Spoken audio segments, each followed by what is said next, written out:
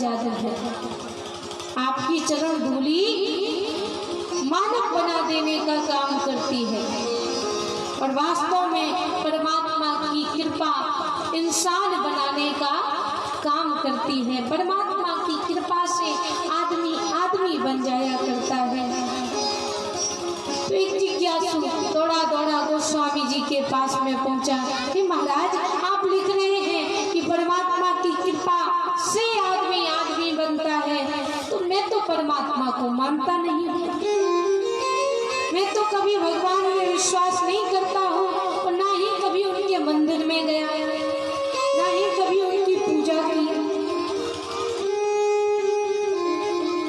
लेकिन जब भी मैं अपने आप को आईने में देखता हूँ, दर्पण में देखता हूँ, तो मुझे अपना शरीर एक आदमी के जैसा ही दिखाई पड़ता है। तो हे गुरुदेव, हे गोस्वामी जी, हे बाबा, क्या मैं आदमी नहीं हूँ?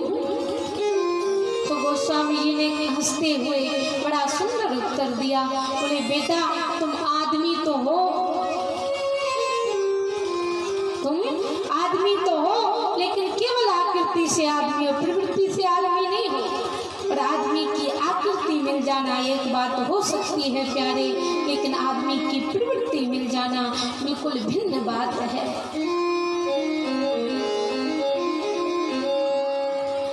आज का मनुष्य मनुष्य है, लेकिन उसमें मनुष्यता नहीं है।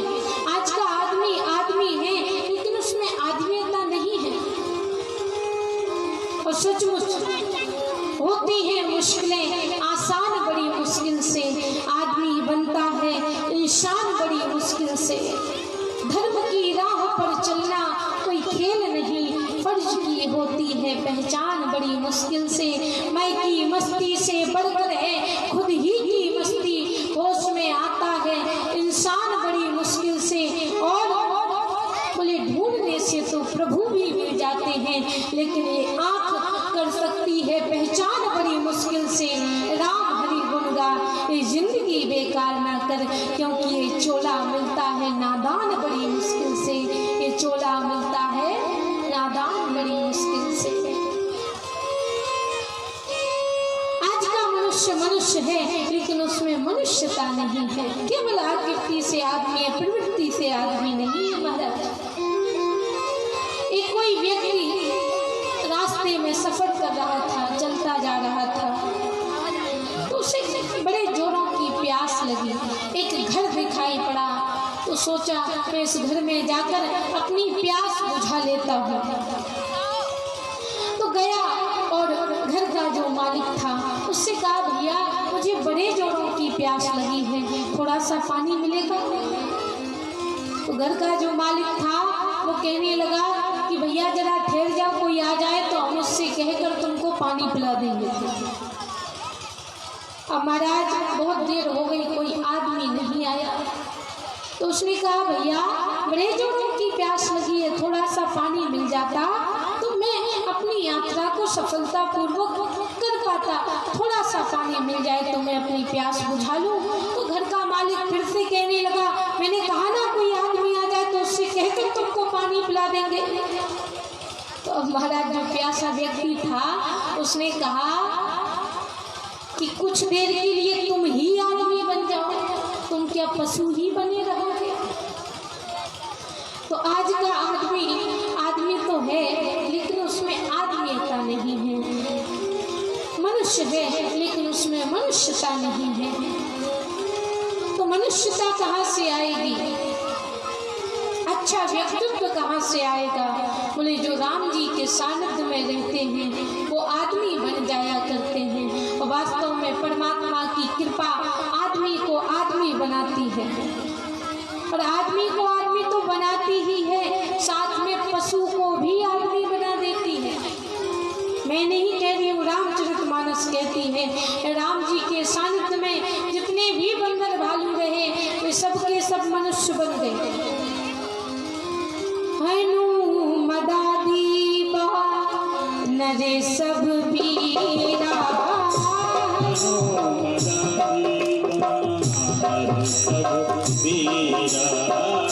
धरहि मनोहर मनुज शरीरा।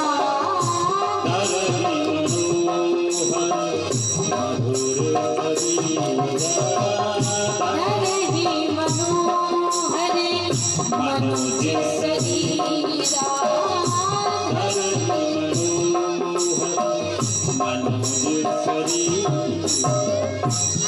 राम जी के सानिध्य में जितने भी बंदर भालू रहे वे सब के सब मनुष्य बन गए महाराज। तो परमात्मा की कृपा आदमी को आदमी बनाती है, साथ में पशु को भी आदमी बना देती है।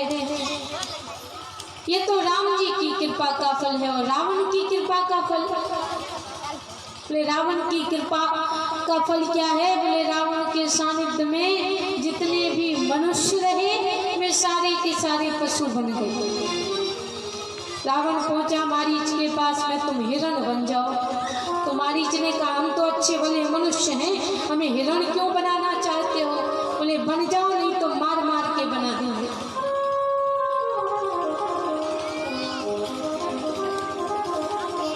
तो जो राम जी के सानिध्य में रहते हैं वो मनुष्य बन जाया करते हैं। इसलिए केवल कहता है, हे प्रभु मैं आपका मर्म जानता हूँ, चक्र कमल रज कह सब कहे। अच्छा मर्म जानते हो तो तुम्हें डर किस बात का है? बोले हे प्रभु आपके चरणों की धूली से एक पत्थर की शिला नारी बन गई है, तो मेरी नाव तो लकड़ी की है और उसी पर कई दिनों से जल में पड़ी है। कोमल है जल खा ही रहा है, कोमल है उसी पर जल में पड़ी है तो और कमजोर हो गई। तो जब आपकी चरण धूली से एक पत्थर की शिला नारी बन सकती है तो मेरी नाव नारी बन गई। तो केवट कहता है, तेरे न्योनी घर नी हो जाई, तेरे न्योनी घर नी हो जाई, तेरे न्योनी घर नी हो जाई, बात पड़े मोरी नाव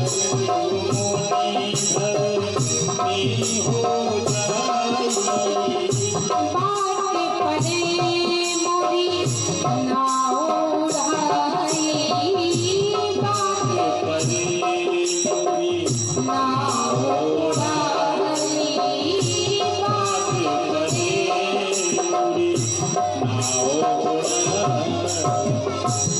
तरियो मुनि घरनी हो जाई, बात पड़े मोरी नाव उड़ाई। अगर मेरी नाव नारी बन गई तो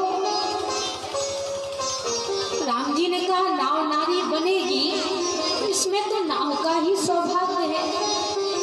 बोले क्या सौभाग्य है? बोले यदि मेरी नाव नारी बनेगी तो रहेगी तो मेरे घर में।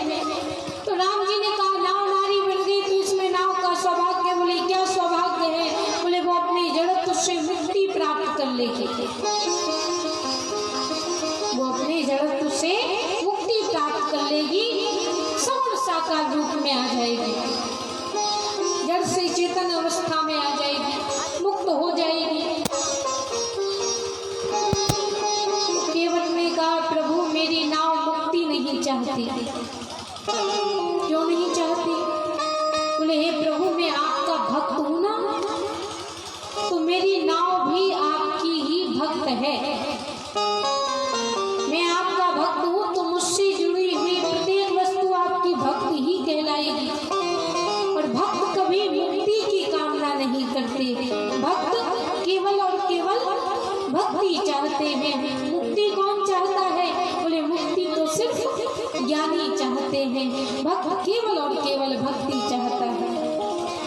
और वास्तव में सगुण उपासक मोक्ष न लेगी, सगुण उपासक मोक्ष न लेगी, तिन कहे तू भगति बिनु देही,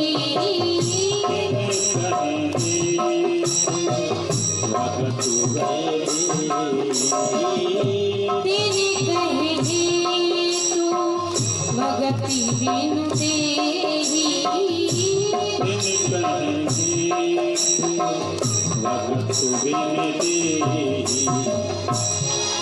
उपासक कभी मोक्ष की कामना नहीं किया करते। जितने भी परमात्मा के भक्त हुए, किसी ने नहीं कहा कि मुझे मोक्ष चाहिए, सब परमात्मा की भक्ति चाहते हैं। एक बार हनुमान जी से पूछा गया, जब राम जी इस धरा को छोड़कर जा रहे थे तो प्रभु ने पूछा, हे हनुमान जी, सब हमारे साथ में चल रहे हैं, तो क्या आप नहीं चलेंगे, आप नहीं जाएंगे? तो हनुमान जी ने कहा कि प्रभु चलेंगे, लेकिन क्या वहाँ आपकी कथा सुनने को मिलेगी? बोले नहीं, वहाँ ना तो कथा सुनने को मिलती है, ना मेरा नाम सुनने को मिलता है।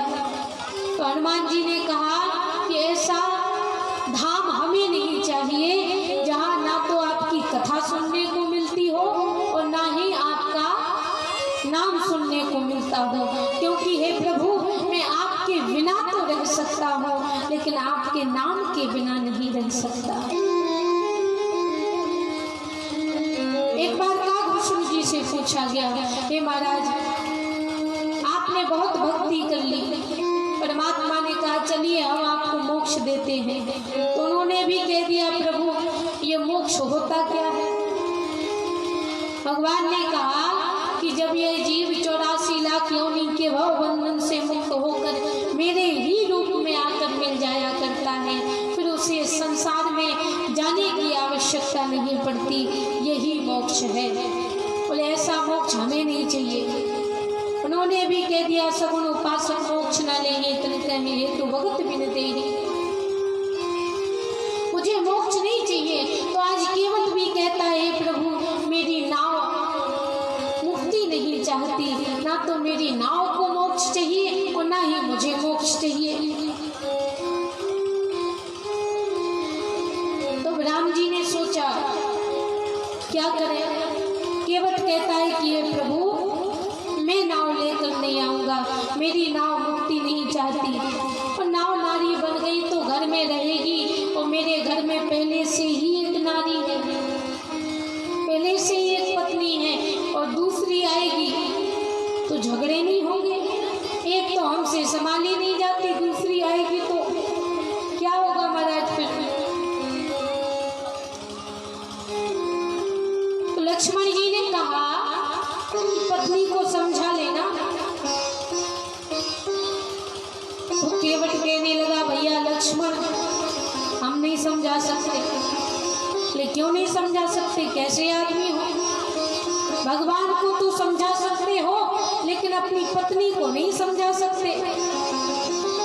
तो केवट ने कहा, लक्ष्मण भैया, अपना अपना अनुभव है, भगवान को समझाना तो फिर भी आसान है, लेकिन पत्नी को समझाना बड़ा कठिन है। भगवान को तो हम समझा सकते हैं, लेकिन पत्नी को नहीं समझा सकते। तो राम जी ने कहा कि हे केवट, क्या पार नहीं करोगे? क्या पार नहीं करना है? और यदि करोगे तो कैसे करोगे? तो केवट ने कहा, प्रभु हम बता रहे हैं ना। बोले कैसे? बोले यदि आपके चरण धुल लेंगे तो आपके चरणों में जो रज लगी हुई है, जो धूली लगी हुई है, वो साफ हो जाएगी। तो चरणों से खतरा थोड़ी है। बोले फिर? बोले धूली से खतरा है, आपके चरणों की रज से खतरा है, वो धुल जाएगी तो फिर किसी बात की परेशानी नहीं रहेगी। तो राम जी ने कहा, तो धुल लो, उसमें पूछने वाली क्या बात है, बोल क्यों नहीं रहे? तो केवट ने कहा कि हे राम जी, हम क्यों धुले? अगर चरण धुलवाने हैं, यदि आपको पार जाना है तो अपने मुंह से कहिए कि केवट आओ और हमारे चरणों को धुल कर ले जाओ।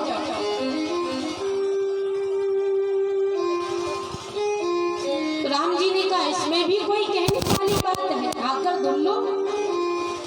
तो केवट ने कहा, प्रभु जो ऐसे ही आपके चरण धुलते होंगे, उनकी अपनी कोई गर्ज रही होगी, पर यहाँ मेरी गर्ज नहीं है, यहाँ तो आपकी गर्ज है। पार जाना हो सो कहो और नहीं जाना हो सो यही खड़े रहो। दर्द नहीं है। तो राम जी ने कहा अगर कह दिया तो, बोले अगर कह दिया तो हम आपसे उतराई नहीं लेंगे, और उसे उतराई नहीं लेंगे, लेते हैं आपसे उतराई नहीं लेंगे, और क्या कर सकते हैं। तो बोले अच्छा उतराई नहीं लोगे? केवट कहता है उतराई नहीं लेंगे। और केवट ने कहा हे प्रभु पद कमल धोए चढ़ाए नाथ उतराए जहो। पद कमल धोए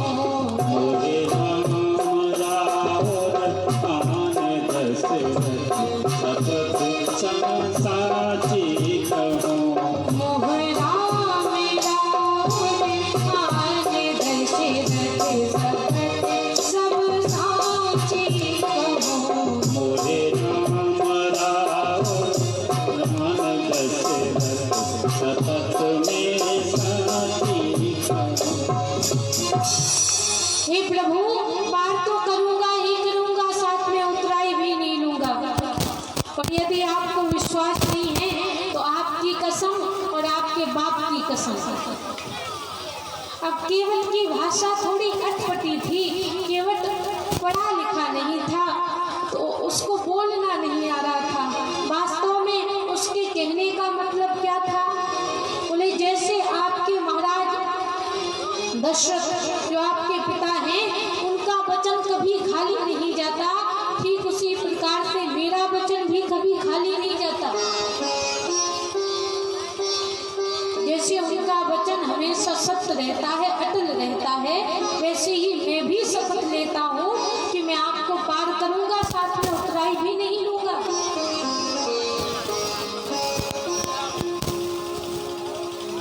तो महाराज लक्ष्मण जी ने सोचा कि ये तो कह रहा है कि आपकी कसम और आपके पिताजी की कसम। तो लक्ष्मण जी को क्रोध आ गया और लक्ष्मण जी ने अपने धनुष पर बाण चढ़ा लिया। और जैसे ही बाण चढ़ाया तो केवट कहता है कि लक्ष्मण भैया मार दो, मार दीजिए, हमारा कुछ बिगड़ने वाला नहीं है। तो लक्ष्मण जी ने सोचा अजीब आदमी है, सामने हम बाण लेकर खड़े हैं और इसको जरा भी डर